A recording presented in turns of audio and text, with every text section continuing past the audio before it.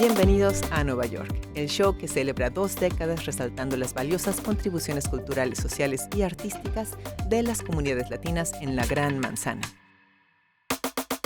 En este episodio, nos unimos a la celebración del Día del Español, con una conversación entre la escritora Carmen Bollosa y el nuevo director del Instituto Cervantes de Nueva York, el vasco Javier Valdivieso.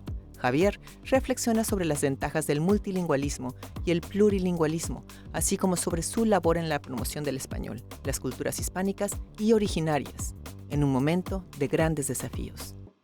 Luego conversamos con Marco Saavedra, un activista nacido en México que llegó a Estados Unidos cuando tenía apenas 3 años. En la última década, Saavedra ha liderado acciones de alto impacto para reivindicar los derechos de los inmigrantes en el país.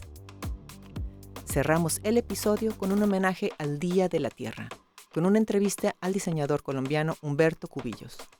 A través de su marca Cubel, Cubillos apuesta por una moda sostenible que fusiona la artesanía experimental con la estética urbana. Ahora, vamos con Carmen Bollosa y Javier Valdivieso. Bienvenidos a Nueva York. Soy Carmen Bollosa. Tenemos hoy de invitado a Javier Valdivieso, que es director del Instituto Cervantes. Qué gusto estar Encantado, aquí contigo. Carmen. ¿Dónde naciste y qué lenguas hablaste tú de niño?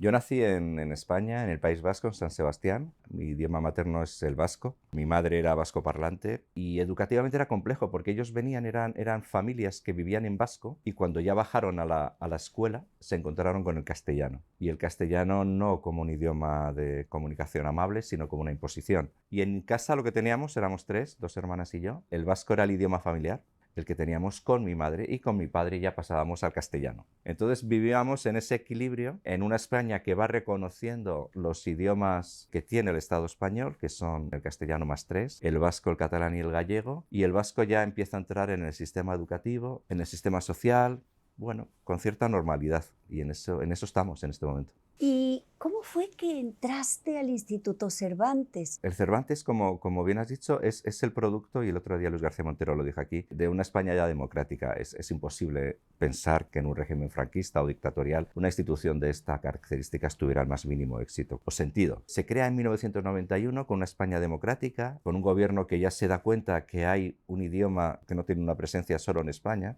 Hasta hacía muy poco tiempo el español no era muy consciente de lo que estaba pasando en la América Latina o la América Hispana. Y entonces España reflexiona y se da cuenta que tiene una modernidad, que está en la Unión Europea, que ha entrado en la OTAN, que es un país que se ha desarrollado económicamente y que tiene una riqueza cultural que está bien, que se muestre, y que tiene un idioma que, sumando a todos los países hispanohablantes, suman un contexto, una comunidad hispanohablante muy relevante. El objetivo de la ley es muy básico, es la difusión del idioma español y de los idiomas, eso se añade después en el reglamento, de los idiomas cooficiales de España, y ahí incluso sumamos en lo que podamos los idiomas originarios o indígenas de toda la América hispana, y no estaríamos encantados de abrir ahí formas de trabajo en el entorno lingüístico-cultural y la difusión de la cultura hispánica o en español. Yo intenté primero ser diplomático.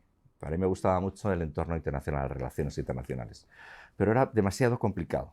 Conllevaba eso pues una vida de 4 o 5 años de preparación y yo no tenía ni siquiera las posibilidades económicas para afrontarlo. Y me encontré con un anuncio en un periódico que ofrecía un listado de puestos de administrador de varios Cervantes. Recuerdo que estaba Río de Janeiro, había 2 en Marruecos, creo que estaba Amán, Damasco. ¿Cuántas lenguas hablabas tú ya? Yo hablaba ahí vasco, castellano, inglés y francés. Ajá. E italiano.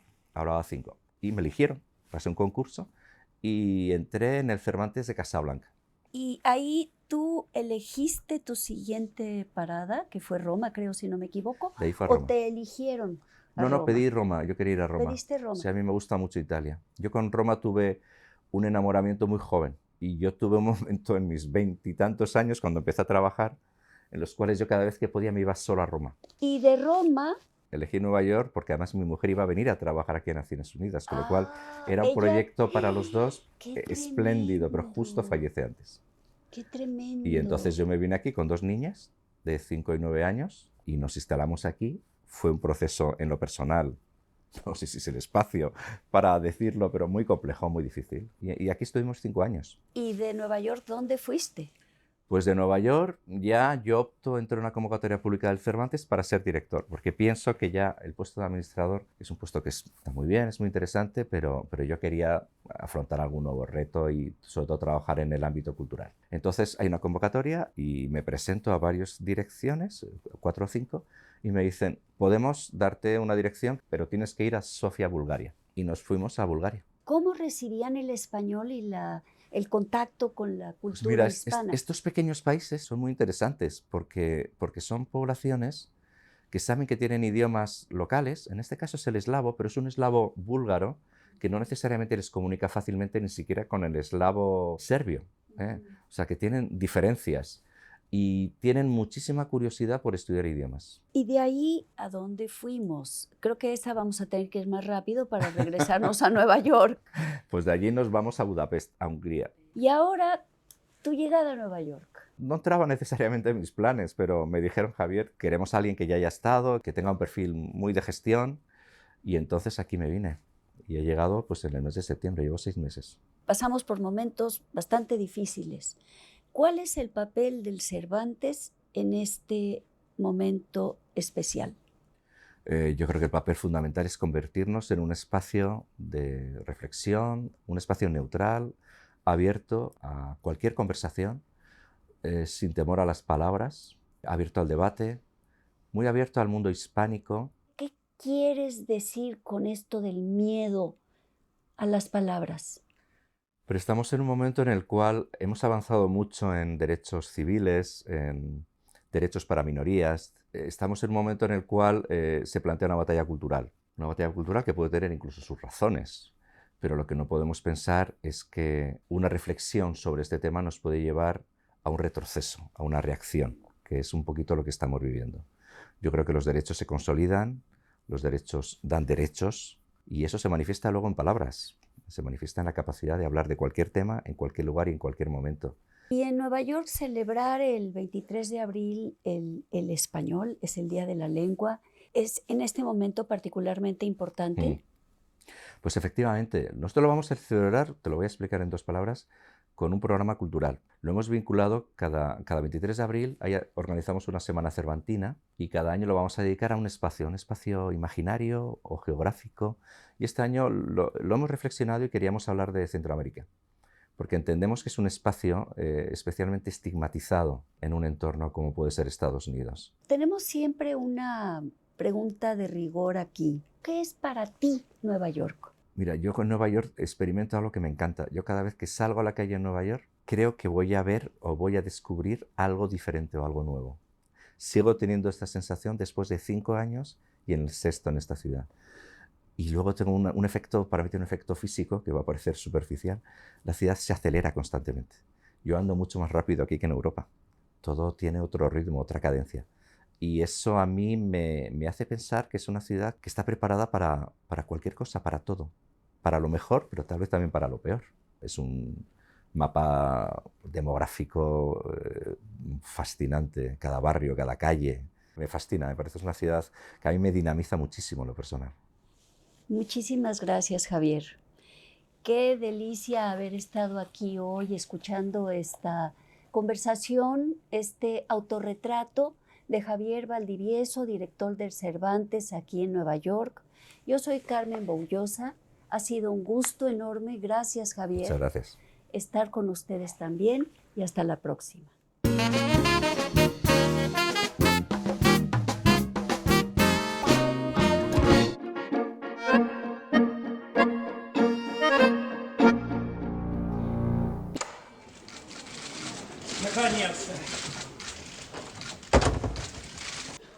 El Premio Nobel de Literatura 2010 ha sido otorgado al escritor peruano Mario Vargas Llosa. ¿Qué es para ti Nueva York? Nueva York es Babilonia, Babilonia, ¿no? Babilonia es la ciudad donde prácticamente lo que ocurre repercute por todo el mundo. No solamente la ciudad de los rascacielos, sino también de grandes aventuras culturales que han marcado pues la pintura de nuestro tiempo, que han marcado, digamos, lo que es la modernidad. Ninguna ciudad ha encarnado tanto eso Y Babilonia en el sentido de que es la ciudad de todos, ¿no? Es la ciudad de todo el que llega, se instala y la hace suya. ¿Ah?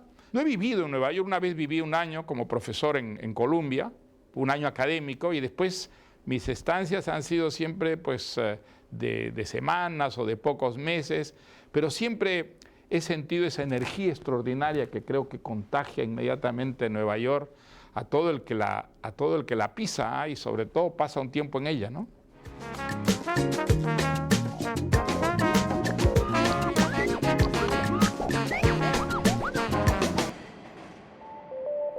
En 2012, Marco forzó su arresto para infiltrarse en un centro de ICE en Florida y ayudar a los detenidos a organizarse y luchar por sus derechos. Su experiencia sirvió de inspiración para el documental Los Infiltrados, dirigido por Alex Rivera y Cristina Ibarra.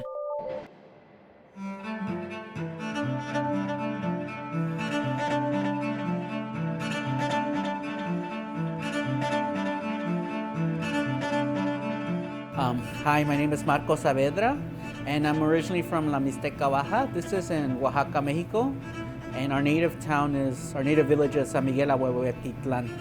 I think obviously like a lot of political consciousness was when I was an undergraduate at Kenyon College, and I was just very depressed, and I knew I was depressed because being undocumented and going to this great college on a full ride and not even have a social security number, access to a driver's permit, a work permit, and so I was just like, what am I going to do with my degree? And I knew that even though it was like in my head, like I knew like what I really needed was justice, and so I couldn't go abroad, so I took a semester at Georgetown in Washington D.C., and then that's like when I get connected with other dreamers.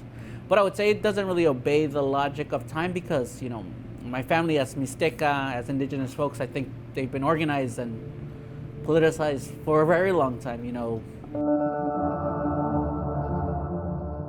The organization at that time was the National Migrant Youth Alliance, and it was really mainly young undocumented folks, a lot of DREAM Act eligible youth that would have been benefited from the DREAM Act, which has been one of the most favorable pieces of immigration reform. Right, raised our consciousness and allowed us to become political and connect, especially because our movement, it's one of the first ones that gets hit with social media. So a lot of us meet online. It allows us to come out of the shadows because we could post semi-anonymously or create these virtual communities across state lines. And also we're becoming, a lot of us came in the 90s because of NAFTA, displacement, free trade agreements. And so by the 2010, by Obama, we're in our 20s, so we're becoming adults. So that it was like a perfect storm, right? And so that's what allowed us to organize. And I think also for the National Migrant Youth Alliance, it always felt like the more radical or more the group that wanted to push the agenda, not just say immigration reform, not just say papers please, but also push against the narrative of global displacement and why do we even have migrants in the first place, and really like recontextualize a lot of the discourse and say like it's not my parents' fault that I came here. In fact, it's my parents' honor.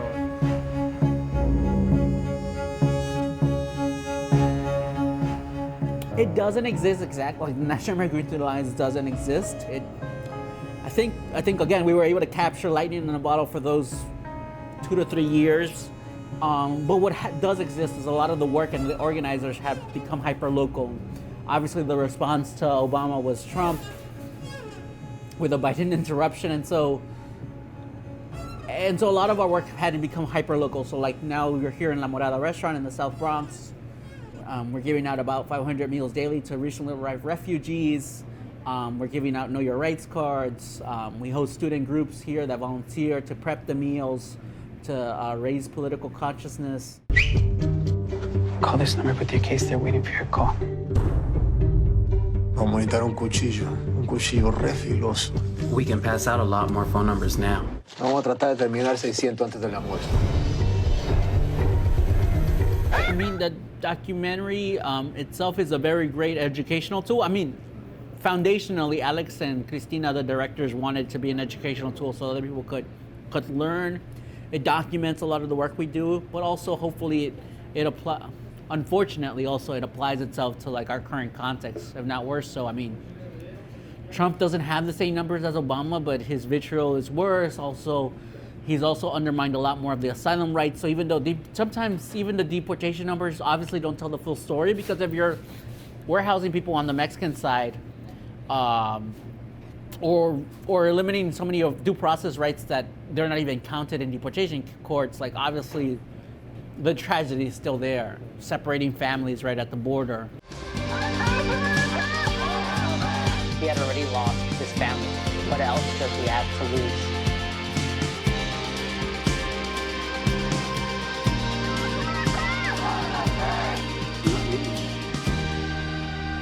Not leaving. The tools for education are still necessary, right?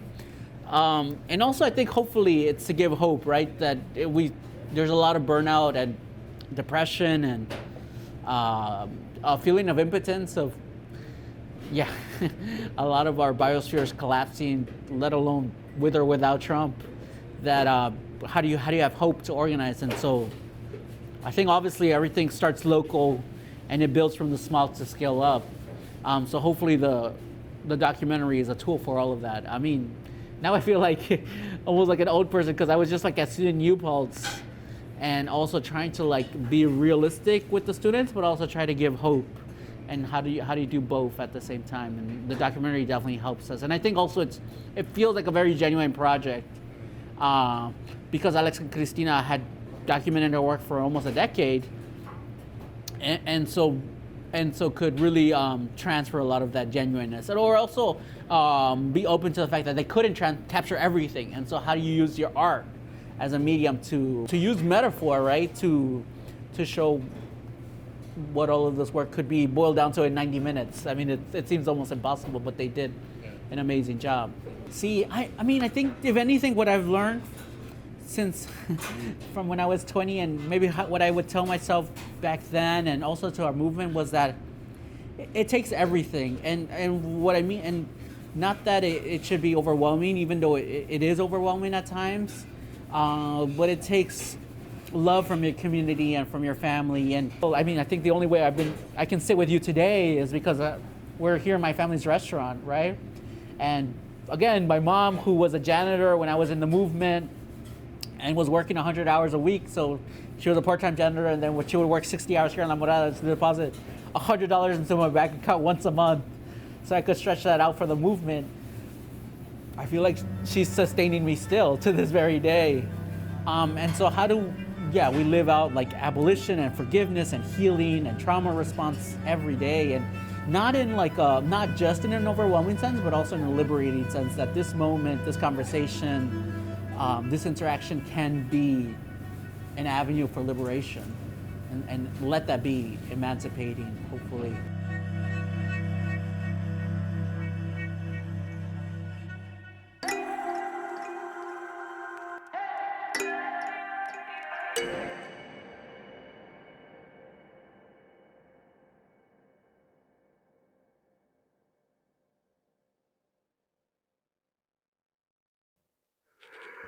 Sueña el rey que es rey y vive con este engaño, mandando, disponiendo y gobernando.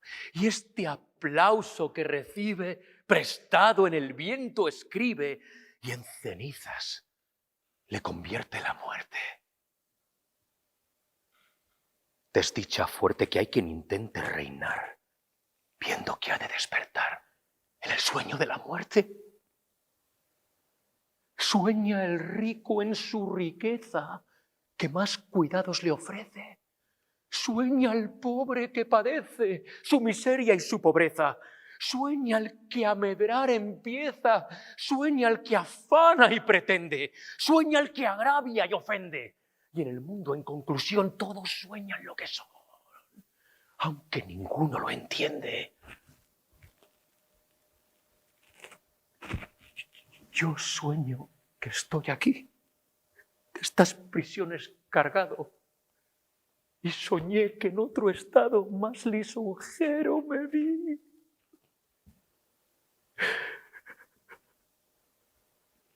¿Qué es la vida? Un frenesí. Es la vida una ilusión, una sombra, una ficción. Y el mayor bien es pequeño, que toda la vida es sueño. Y los sueños son.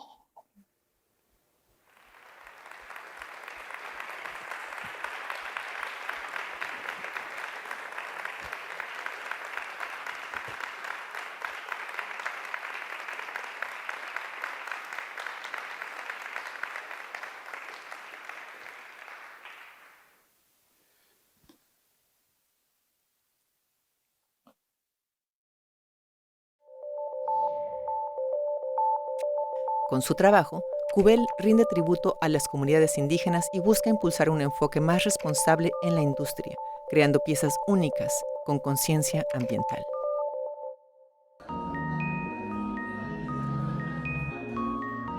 Soy Humberto Cubí, director creativo de la marca Cubel.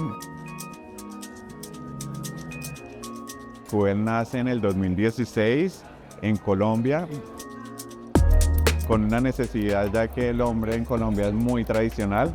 Entonces ha sido muy interesante como empezar a explorar este universo urbano con estas siluetas masculinas. Pues no ha sido fácil, pues ya que en Colombia el hombre es demasiado tradicional, pero ha sido como también recibir de la mano de, digamos, de artistas como que les ha encantado la marca, y también como a nivel internacional poco a poco también se va dando a conocer la marca. Bueno, he tenido la oportunidad de vestir a Maluma, a muchos artistas de Colombia, o sea, sí he tenido la oportunidad de vestir a casi todos, podría decir.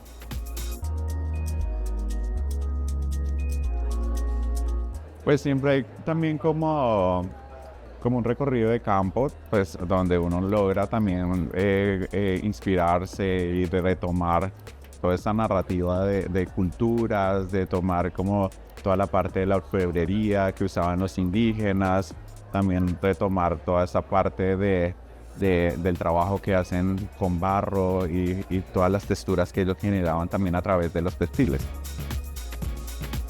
Digamos, acá es una técnica que se llama mola, que es de la comunidad Gunadule, donde se trabajan, digamos, chapas de telas y la indígena la va cortando y va cosiendo a mano todo.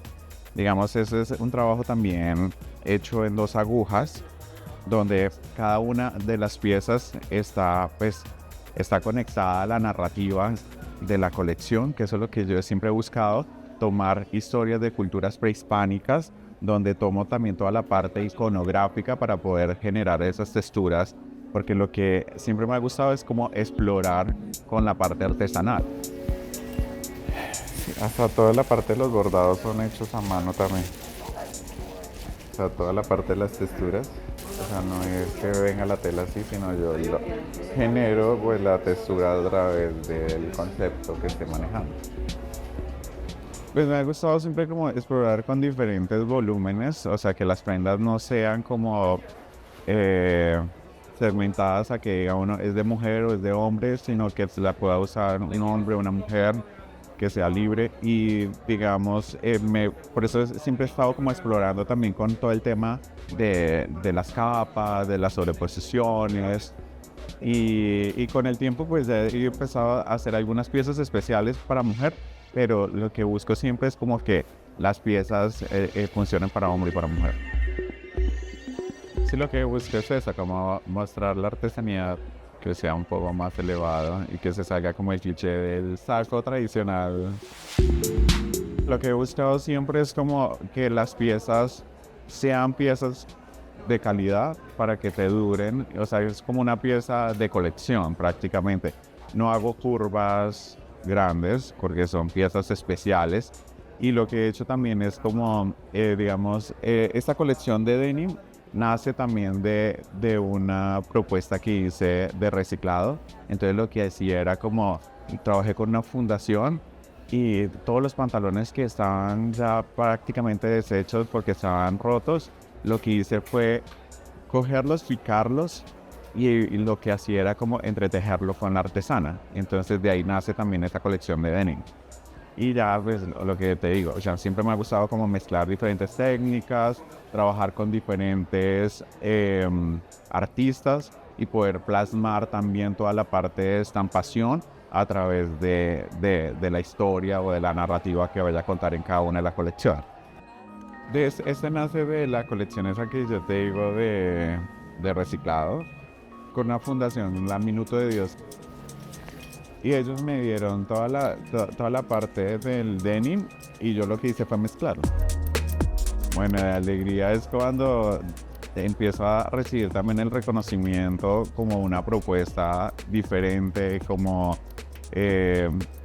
poder representar también a Colombia a nivel internacional, porque he tenido la oportunidad de estar en diferentes plataformas.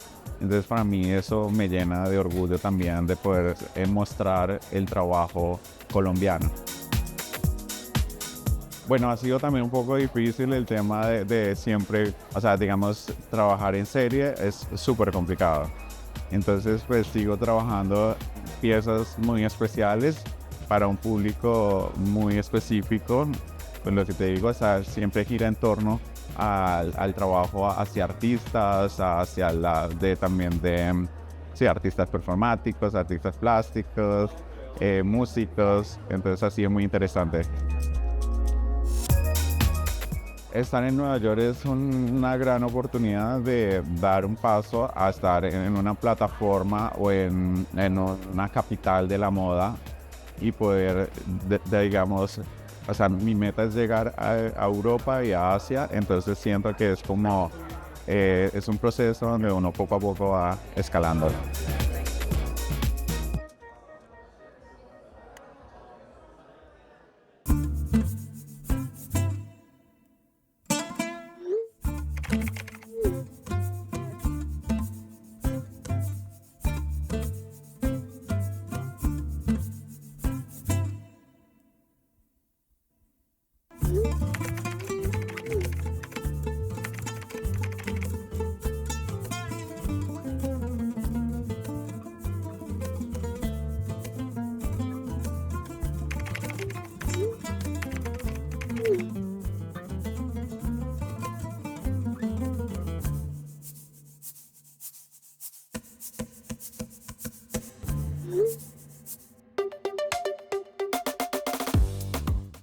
En nuestro próximo episodio, celebraremos a las madres latinas con la entrevista a Carla Flores, fundadora del programa Somos Cumbia, Somos Familia.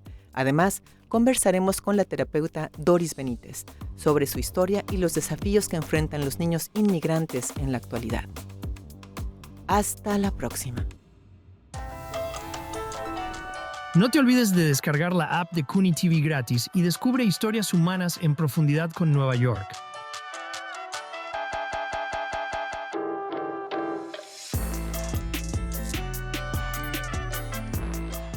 Todos los pueblos de habla hispana en el mundo entero están representados en Nueva York. Contáctenos tv.cuni.edu/Nueva York.